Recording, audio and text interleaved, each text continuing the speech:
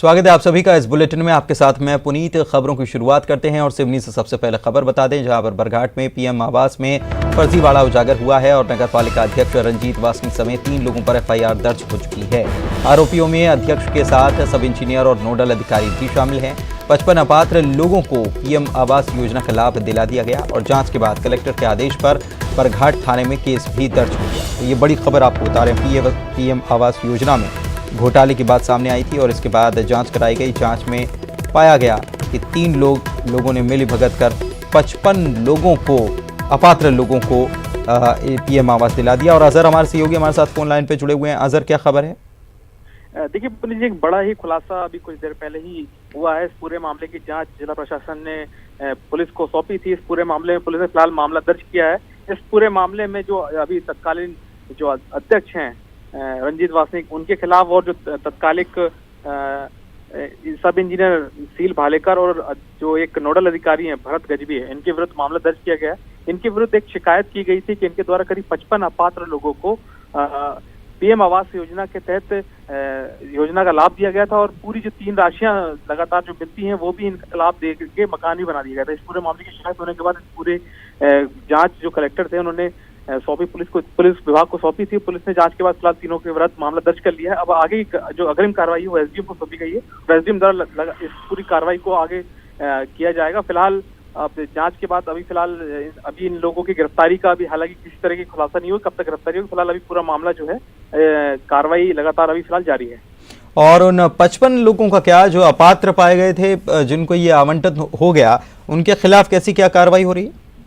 जी बिल्कुल, देखिए पुनीत जी, इस पूरे मामले में जिन लोगों को राशि जिनके पहुंच गई, इन्होंने निर्माण भी करवा लिया गया, इन पे रिकवरी की भी कार्रवाई फिलहाल की जाएगी। अभी फिलहाल पूरा मामला जांच में है। जिन लोगों के नाम शामिल हैं उन लोगों से जो आगे जो चल के जो कार्रवाई होगी उनसे राशि का रिकवरी करने का भी जो कार्रवाई फिलहाल की जाएगी। अभी जो इन लोगों में जो शामिल लोग, जो फिलहाल 3 लोग थे, इनको प्रमुख दोषी माना गया है और इनके विरुद्ध फिलहाल धारा 409 के तहत मामला दर्ज किया गया। और जो लोग जिनको इस योजना का लाभ मिला है, जो अपात्र व्यक्ति हैं, उनके विरुद्ध भी आगे चल के जब जांच में उनकी कोई संलिप्तता पाई जाएगी तो उनके विरुद्ध भी मामला दर्ज हो सकता है। शुक्रिया आपका इस तमाम जानकारी के लिए। झारखंड और छत्तीसगढ़ में पत्थलगढ़ी की घटनाएं अभी लोगों के जहन से उतरी भी नहीं थीं कि मध्य प्रदेश के बड़वानी में पत्थलगढ़ी की घटना सामने आ गई।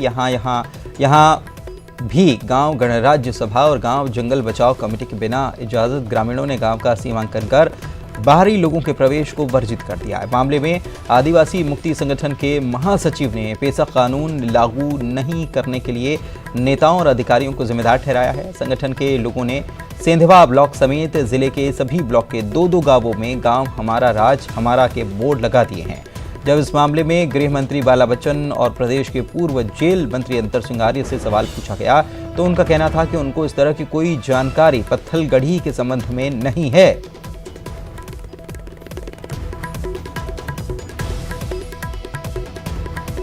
मैंने कोई बोर्ड तो अभी देखा नहीं है।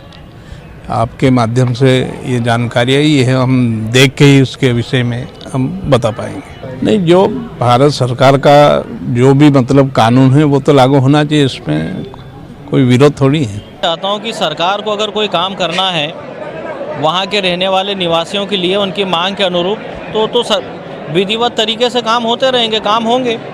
जिस तरह से आपने जो बोर्ड लगाने वाली एक बात बोली है, मेरी संज्ञान मेरी जानकारी में तो है नहीं और कई जगह अगर ऐसा मामला है तो गांव का सीमांकन करा दिया गया और बाहरी लोगों के प्रवेश को वर्जित कर दिया गया और पेसा कानून लागू नहीं करने को लेकर नेताओं और अधिकारियों को जिम्मेदार इसमें बताया गया है।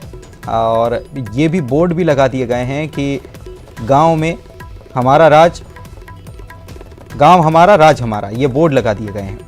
गृह मंत्री और प्रदेश के पूर्व जेल मंत्री अंतर सिंह आर्य कह रहे हैं कि उनको तो इस बारे में कोई जानकारी है ही नहीं पत्थलगढ़ी के बारे में। लेकिन मध्य प्रदेश के बड़वानी में ये पत्थलगढ़ी की घटना जो सामने आई है, ये हैरान कर देने वाली और बाहरी लोगों का प्रवेश तक रोक दिया गया है। गांव हमारा राज हमारा। ये बोर्ड भी लगा दिए गए हैं। बोर्ड देखिए, वो बोर्ड हम आपको दिखा रहे हैं। और पंकज हमारे सहयोगी हमारे साथ लाइव जुड़े हुए हैं, उनके पास चलते हैं, उनसे बात करते हैं। पंकज, बड़ी हैरानी की बात है, गांव का सीमांकन करा दिया गया बगैर इजाज़त के और बाहरी लोगों का प्रवेश भी निषेध कर दिया गया है। और हैरानी की बात यह है कि सरकार को कानून कोई खबर नहीं है, गृह मंत्री को खबर नहीं है, वो कह रहे हैं कि हमको जानकारी नहीं।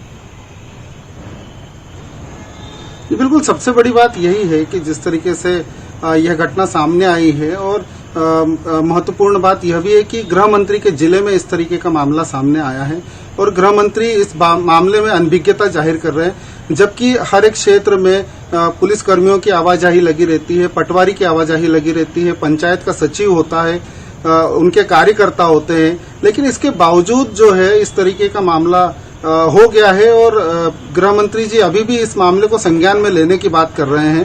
हालांकि उन्होंने इस बात को कहा है कि ये जो पैसा कानून लागू किए जाने की बात कर रही है, हमारे वचन पत्र में है और हम इसको जरूर लागू करेंगे। रजनीश अग्रवाल हमारे साथ बीजेपी के प्रवक्ता जुड़े हुए हैं, उनसे बात करते हैं। रजनीश जी, ये बड़वानी से खबर आई है जहां पर पत्थलगड़ी जैसी घटना सामने आई है। यहाँ गांव हमारा राज हमारा के बोर्ड लगा दिए गए और बाहरी लोगों का प्रवेश भी वर्जित कर दिया गया और गृह मंत्री को खबर तक नहीं है, कह रहे हैं कि अभी जानकारी नहीं है, हमारे वचन पत्र में ज़रूर है पैसा कानून लागू करना। देखिए, उनके वचन पत्र में क्या है क्या नहीं है वो तो अलग विषय है, लेकिन ये महत्वपूर्ण संवेदनशील मामला है और प्रदेश सरकार को तत्परता के साथ में इस मामले को देखना चाहिए, क्योंकि किसी भी तौर पर ये जो शांत इलाका है मालवा और निमाड़ का आदिवासी इलाका, इसमें किसी भी तौर पर कोई हिंसा, किसी प्रकार का अलगाव पैदा ना हो और आदिवासियों की जो मूल मांगे हैं वो मूल मांगों के समाधान की तरफ, क्योंकि कई बार ये पिछले दिनों से देखने में आ रहा है कि सरकार की संवेदनशीलता आदिवासियों के प्रति जो होनी चाहिए वो नहीं है। कई मुद्दों पर इस प्रकार का मामला देखने में आया है, तो इसलिए सरकार तत्परता से करे। और ये लापरवाही बरतने जैसा बयान कि हमें पता नहीं है, हम देखेंगे, हमारे वचन पत्र में है, तो ये वचन पत्र संविधान नहीं है और ये विषय कानून और व्यवस्था से भी जुड़ा है, संवेदनशीलता से भी जुड़ा है। और मुझे लगता है कि ये गंभीरता गृह मंत्री को होनी चाहिए। हर बार जैसा उनका तकासा जवाब होता है, हम मुख्यमंत्री जी से चर्चा कर रहे हैं, अंतर सिंह आर्य से भी पूछा था तो उन्होंने कहा उनको भी इस तरह की कोई जानकारी नहीं है। पंकज चतुर्वेदी कांग्रेस के प्रवक्ता हमारे साथ जुड़े हुए हैं, उनको भी शामिल कर लेते हैं। रजनीश जी, पंकज जी, ये खबर जो सामने आई है बड़वानी से, ये बड़ी हैरान कर देने वाली है। यहाँ पर बोर्ड लगा दिया गया कि गाँव हमारा राज हमारा और बाहरी लोगों पर सीमांकन करते हुए बाहरी लोगों का प्रवेश भी वर्जित कर दिया गया। ये मध्य प्रदेश में इतना सब हो रहा है और किसी को कानून कोई खबर नहीं है। देखिए पुनीत जी, आप बिल्कुल जो बात कह रहे हैं वो वास्तव में हैरानी का विषय है, पर उसमें कितनी सत्यता है? वो बोर्ड किसी ने शरारतन लगाया या बोर्ड किसी ने शरारतन लगाया या बोर्ड के साथ वास्तव जैसा लिखा है वैसा सच है? इन सब चीजों का परीक्षण करने की आवश्यकता है, क्योंकि इतना सहजता से संभव नहीं है कि किसी लोकतांत्रिक व्यवस्था में जहाँ तमाम सारी चीजें हैं, वहाँ मध्य प्रदेश के जैसा बता रहे हैं बड़वानी जिले में इस प्रकार किसी गांव में किया है। मैं जरूर संबंधित अधिकारियों से हम चर्चा करेंगे, पता करेंगे क्या मामला है और निश्चित तौर पर यदि इसमें जरा भी गंभीरता है और वास्तव में इस प्रकार का कृत्य है तो कड़ी कार्रवाई की जाएगी, निश्चिंत रखिए। नहीं, ये आप जो कह रहे हैं पंकज जी कि शरारत अगर किसी की है तो भी कितनी गंभीर शरारत है, इसको समझना जरूरी है। और ये भी समझना जरूरी है कि प्रशासन को भी अगर कोई शरारत भी है तो वो कहां तक पहुंच सकती है, इसकी गंभीरता आप समझ रहे होंगे। और ये प्रशासन अगर इस पर नहीं चेता है, खबर सरकार तक नहीं पहुंची है, तो ये बहुत गंभीर मामला है कि सरकार को पता नहीं कि क्या चल रहा है प्रदेश में। नहीं, देखिए पुनीत, मैंने इसीलिए कहा आपसे कि अभी मेरी सरकार के किसी भी अधिकारी से कोई इस मामले संवाद नहीं है। हमने संवाद स्थापित करने की कोशिश की थी और पूछा था बाला बच्चन साहब से, उन्होंने कहा है कि उनको भी खबर नहीं है, उन्हीं का क्षेत्र पड़ता है ये। नहीं, बिल्कुल क्षेत्र पड़ता है, गृह मंत्री जी हैं, इसीलिए मैंने आपसे कहा कि जिले के अधिकारियों से चर्चा की जाएगी, जिनका प्रत्यक्ष सरोकार इन सारे विषयों से होता है, उनसे बातचीत की जाएगी। पंकज जी, आपको रोकना चाहूंगा, बड़वानी से हमारे सहयोगी पंकज शुक्ला भी जुड़े हुए हैं, उनसे बात कर लेते हैं कि शरारत है कि क्या है। पंकज, कांग्रेस की तरफ से कहा जा रहा है कि हो सकता है कि शरारत हो, शरारतन तो नहीं किया गया है, क्या पूरा बताएं ताकि पंकज जी और रजनीश जी दोनों सुने इस पूरे मामले को। जो बिल्कुल इसमें किसी भी प्रकार की कोई शरारत वाली बात नहीं है, चूंकि यह इस पूरे मामले में जो आदिवासी मुक्ति संगठन के जो महासचिव हैं वो भी खुलकर सामने आए हैं और उन्होंने इस बात को कहा है कि यह बोर्ड एक या दो जगह नहीं, लगभग जिले के हर ब्लॉक में 2-2 गांवों में इस तरीके के बोर्ड लगाए गए हैं और वहां पर सीमांकन किया गया है। तो ये कहीं से कहीं तक ये कहना तो गलत ही है कि ये शरारत है। ये सब चीज उन लोगों के द्वारा खुलेआम की जा रही है और ऐसा नहीं है कि बोर्ड को ढांक के रखा गया है जिस पर किसी की नजर नहीं पड़ती है। बकायदा गांव के मुख्य मार्ग पर इन बोर्डों को लगाया जा रहा है और आने वाले समय में लगभग 150 स्थानों पर इन बोर्ड का और लगना अभी बाकी है। पंकज जी, आपने समझ लिया होगा कि कितना गंभीर ये मामला किस स्तर पर पहुंच गया है। बिल्कुल बिल्कुल बिल्कुल सही कह रहे हैं। जो आप बात कह रहे हैं, यदि इस प्रकार की स्थिति तो वास्तव में गंभीर है और संबंधित अधिकारियों से चर्चा करके इसका तत्काल निराकरण किया जाएगा। गृह मंत्री जी से भी हम संवाद करेंगे, उनके जिले का विषय है। तो क्या कारण है, कौन सा ये आदिवासी मुक्ति संगठन जिसका जिक्र करें, किस प्रकार की संस्था है और इनका क्या उद्देश्य, सबकी पड़ताल की जाएगी और कड़ी कार्रवाई। पेशा कानून लागू नहीं किया, नेता और अधिकारी जिम्मेदार हैं, ये कह रहे हैं वो लोग। रजनीश जी भी जुड़े हुए हैं। रजनीश जी, आपने भी सुन लिया होगा पंकज हमारे सहयोगी जो हैं वो क्या कह रहे हैं, क्या आप कहना चाहेंगे? देखिए, मैंने तो पहले भी कहा कि लापरवाह सरकार है, ये तबादलों में तल्लीन सरकार है, रेत और अवैध शराब के कारोबार में लिप्त सरकार है। इनको ऐसे मामलों की कहाँ चिंता है।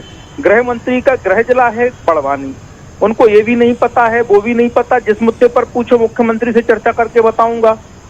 तो चल क्या रहा है इस सरकार में? अगर अभी आपको ये भी नहीं पता है तो आपका गुप्तचर एजेंसी आपकी क्या कर रही है? बाकी तमाम जो आपने लोग रखे हुए वो क्या कर रहे हैं? बिल्कुल ये सवाल उठते हैं और सवाल ये भी उठते हैं कि पूर्व मंत्री अंतर सिंह आर्य से भी जब पूछा जाता है तो उनको भी इस बात की खबर नहीं है, तो विपक्ष भी क्या कर रहा है। सवाल ये भी उठता है कि प्रदेश में हो क्या रहा है, विपक्ष को खबर नहीं है, सत्ता पक्ष को तो है ही नहीं। बहुत बहुत शुक्रिया आपका पंकज जी और रजनीश जी हमारे साथ जुड़ने के लिए। और पंकज हमारे सहयोगी बड़वानी से जो जुड़े थे, शुक्रिया पंकज आपका भी इस जानकारी के लिए। तो बेहद गंभीर ये मामला है, गांव का सीमांकन करा दिया गया, बाहरी लोगों का प्रवेश रोक दिया गया और बोर्ड भी कई सारी जगहों पर लगा दिए गए। हमारा राज्य और हमारे जो वन संपदा प्रकृति जो है, प्रकृति पूजक लोग हैं हम, और प्रकृति को हम बचाना चाहते हैं, इसलिए ये बॉर्डर लगाए। उसमें क्या पैसा कानून वगैरह को मतलब हम वो लागू करवाना चाहते हैं ताकि हमारे गांव में हमारा राज रहे और हमारे जो ग्रामीण क्षेत्र के लोग हैं उनके जीवन यापन के लिए हमारे स्तर से हम वो करें। अभी हम लोगों ने जो है गांव-गांव में बोर्ड लगाने का काम इसलिए किया है कि यहाँ के जो लोग हैं उनको जो है कानून की जानकारी नहीं है। लोगों के साथ में सरकारी तंत्र को भी जो है कानून की जानकारी नहीं है, साथ ही जो है राजनीतिक लोगों को भी कानून की जानकारी नहीं है। तो हम चाहते हैं कि जो आदिवासियों के हक अधिकार दिलाने जैसे कानून, वन अधिकार मान्यता कानून 2006, पेशा कानून 1996, दोनों कानून में आदिवासियों को काफ़ी अधिकार दिया। जैसे जो है हम कहते हैं ना लोकसभा ना राज्यसभा, सबसे ऊंची ग्राम सभा। भी विषय संज्ञान में आया है और उसको हम लोग अभी जांच करवा रहे हैं कि किनके द्वारा लगाया गया है और उसमें क्या लिखा हुआ है। जांच के पश्चात ही उसमें कुछ कार्रवाई की जा सकती। और वक्त एक ब्रेक का है, जल्द लौटेंगे।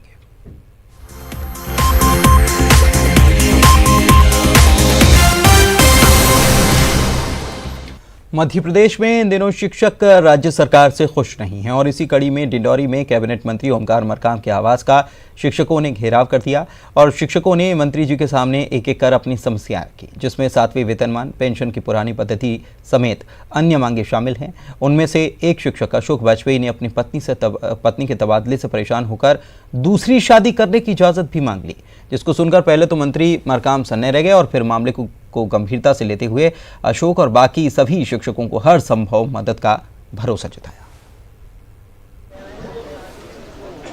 पिछले 4 महीने से उसका स्थानांतरण आदेश जारी नहीं हो रहा है, जबकि शासन की प्राथमिकता में ये था कि पति और पत्नी दोनों एक ही स्थान पर पदस्थ हों। इसलिए मैंने कई बार अधिकारियों के, मंत्रियों के चक्कर लगाए हैं, जो कि समाधान नहीं हो रहा है। इसलिए आज हार कर मैंने मंत्री जी से यह निवेदन किया कि यदि या तो वो स्थानांतरण आदेश जारी कर दे या तो मुझे अनुमति प्रदान कर दे कि मैं दूसरी शादी कर लूं ताकि मेरे माता पिता की देखरेख कर सकें। देखिए, शहडोल के मामला है और प्रदेश स्तर में पर्याप्त स्थानांतरण किए गए हैं और अगर किसी का अगर कोई कहीं और दिक्कत है तो हम लोग बैठे हैं, सुन रहे हैं, खुले, हमारी सरकार सभी की बात सुन रही है और जो संभव होगा उनकी मदद करेंगे। हमने आज मुलाकात की और तमाम प्रकार की समस्याओं से उन्हें अवगत कराया है और मंत्री जी ने आश्वस्त किया है कि हम शीघ्र इन समस्याओं का निदान कर रहे हैं। बहुत सारी ऐसी समस्याएं हैं जो विगत 6-8 माह से लंबित हैं और हमारे जिले में भी कुछ ऐसी विषमताएं हैं जिसके कारण हमें आज मंत्री जी के दरबार तक आना पड़ा और यदि शीघ्र निदान नहीं होता है तो हम पुनः मंत्री जी के घर में इसी प्रकार से। विजय हमारे सहयोगी हमारे साथ फोन लाइन पर जुड़े हुए हैं, उनसे बात करते हैं। विजय, मंत्री से मुलाकात की और कई सारी मांगे भी रखी गई, 7वां वेतनमान और तमाम तरीके की मांगे थी, लेकिन ये बड़ी हैरान कर देने वाली बात है कि एक व्यक्ति तो इतना परेशान है कि उसने दूसरी शादी करने की इजाज़त तक मांग ली। मंत्री की तरफ से क्या आश्वासन क्या दिया गया? हम लोग, उन्होंने ये कहा कि हम बैठे हैं, लेकिन बैठे रहने से और बातें सुनने से नहीं होगा ना, आगे कार्रवाई क्या की जाएगी, कुछ कहा गया? जी पुनीत, मैं आपको बता दूं, आज मंडला जिले से हजारों की तादाद में अपनी विभिन्न मांगों को लेकर शिक्षक पहुंचे थे और पहले तो उन्होंने जो कैबिनेट मंत्री ओमकार मरकाम है उनके बंगले के सामने प्रदर्शन किया, उसके बाद एक एक करके अपनी समस्याएं रखी। उसी बीच ये जो शिक्षक हैं, अशोक वाजपेयी इनका नाम है, इनकी पत्नी जो है शहडोल जिले में पदस्थ है और उनका कहना है कि 250 किलोमीटर दूर मंडला से शहडोल की दूरी है और वो अपनी पत्नी को जो है तबादले के लिए लगभग 8 सालों से अधिकारियों के, नेताओं के चक्कर काटते काटते थक चुके हैं। इसलिए आज उन्होंने मंत्री के सामने जो है अनोखी मांग की, उन्होंने दूसरी शादी की करने की इजाजत मांगी मंत्री से। तो मंत्री जैसे ही शिक्षक ने अपनी मांग रखी तो मंत्री पहले तो हैरत में पड़ गए और असहज स्थिति में नजर आए और जब हमने उनसे पूरे मामले में बात की तो वो अब शिक्षक की असंभव मदद की बात कर रहे हैं। देखना यही है कि शिक्षक की मांग दूसरी शादी की अनुमति तो हालांकि उन्होंने नहीं दी है, लेकिन अब उनकी क्या मदद कर पाते हैं मंत्री, ये देखना। शुक्रिया आपका इस जानकारी के लिए विजय। और चलिए खबरों में आगे बढ़ते हैं।